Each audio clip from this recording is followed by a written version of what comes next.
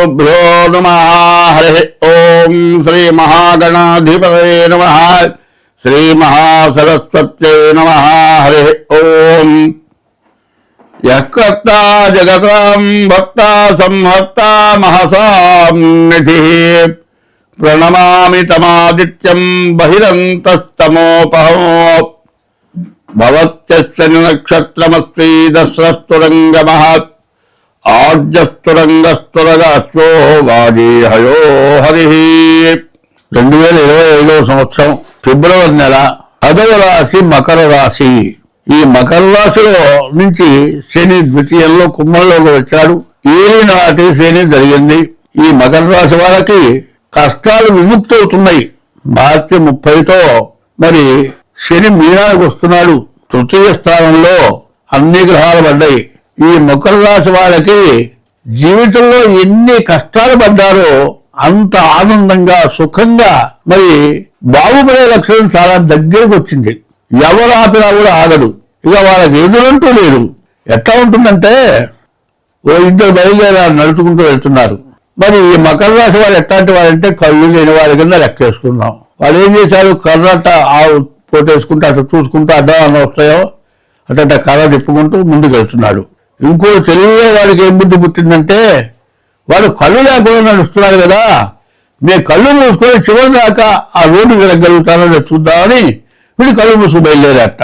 భగవంతుడు ఏం చేస్తాడంటే అతి తెలివి గల వారికి నిత్యం ముట్టగా వేస్తాడు. అప్పుడు ఏం చేశాడు, ఒక బంగారం మూట పడేశాడు. దాంట్లో వీడేమో మూట పక్కగా వెళ్ళాడు. ఈ గుడ్డివాడు ఏం చేశాడు, కర్ర తన వైరించాడు కదా, ఆ మూట కర్ర వేయలేంది.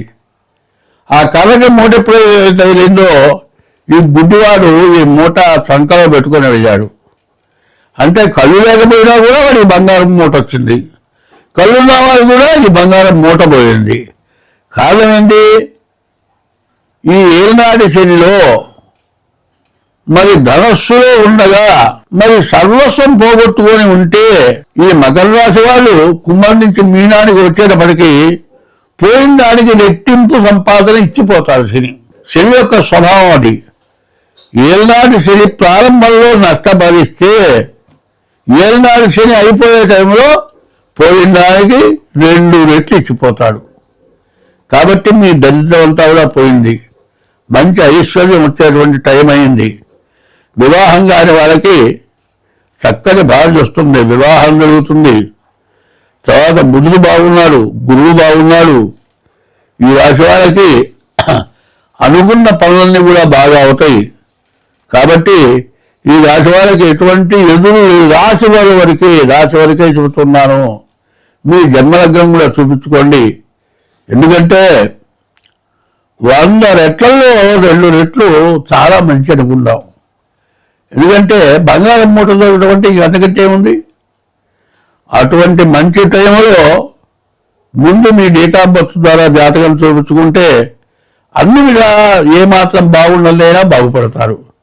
ఎందుకంటే ఈ టైంలో ఎట్లా ఉంటుందంటే జాగ్రత్త లేకపోతే మాత్రం మీరు చాలా ఇబ్బంది పడతారు. తర్వాత మీ జాతకం చూపించుకొని ఎవరు పడితే వాళ్ళని దగ్గరగా జాతకం చూపించుకోవాల్సింది. పెద్దవాళ్ళు, అనుభవం గల వాళ్ళు, దైవ బలం గల వాళ్ళు, దైవ శక్తి సంపన్నులైన వాళ్ళ దగ్గర జాతకం చూపించుకోవాలి.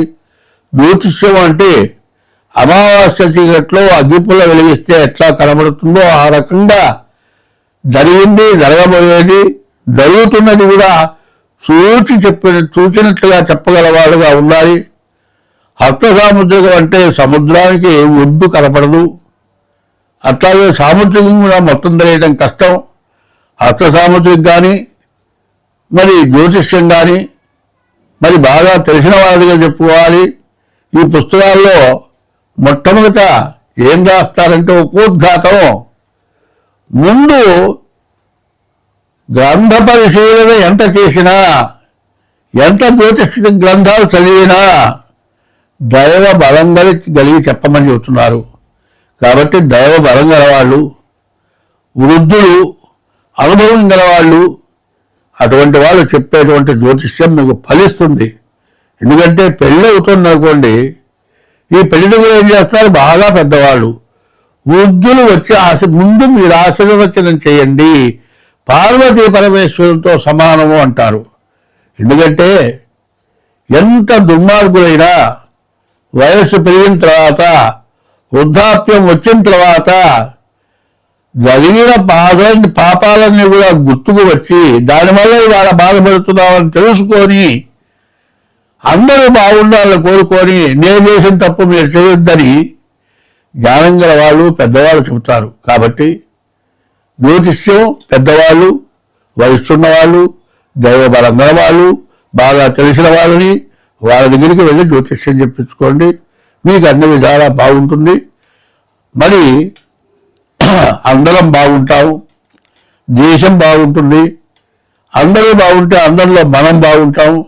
గోబ్రాహ్మణేభ్య శుభమస్తు నిత్యం లోకా సమస్త సుఖినో భవంతు అని గోవు బ్రాహ్మణుడు బాగుంటే దేశం మొత్తం బాగుంటుంది అని చెప్పారు.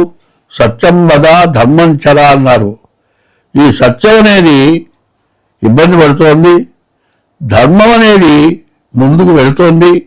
కాబట్టి సత్య ధర్మాల కట్టుబడి అందరూ ప్రవర్తించాలి, అందరం బాగుండాలి. స్వస్తి.